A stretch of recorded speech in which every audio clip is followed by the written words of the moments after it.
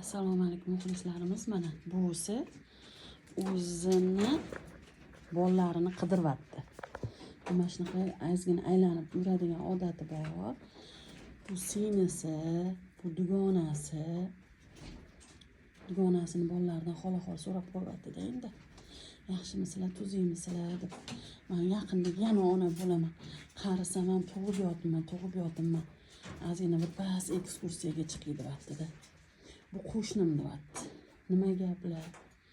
Nima so'zlar? Ozgina intervyu olsin. Bularni yana alohida gapi bor shekilli.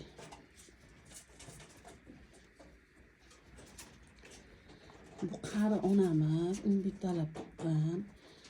Islomiyman necha marta bola berganini-ku. Lekin har doim bolasini yaxshi qaraydi. Mana shunaqa agarda anaqaga chiqib turmasa, shuna aylanib turmasa bo'lmaydi.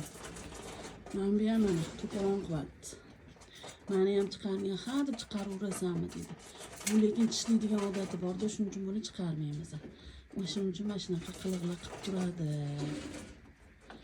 Endi nima qilamiz? Quyonlarimiz har xil, o'ziga yarasha hammasini anaqasi bor. Nima deydi? Qiliqlari bor. Xafa bo'lmang. Agar tishlamaganingda olib chiqaman, chunki tishlaydi nimaga? Bo'g'oz. O'shaning uchun tishlaydi. Xudo xolisa tug'ilsin, keyin aylantirishga olib chiqaman.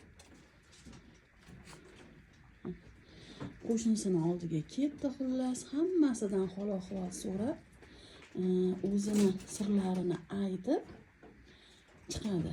Gapdoshlari ham bor buni ichida. Juda hamma yog'i bu razvedka qilmasa bo'lmaydi. Bu quyonimiz qarang. Ana. Bu ham qo'shnisi, dugonalari bor, farzandlari bor. Eng qarisi menman-da o'rgilay deydiganidan bu. Eng qarisi bu emas ekan.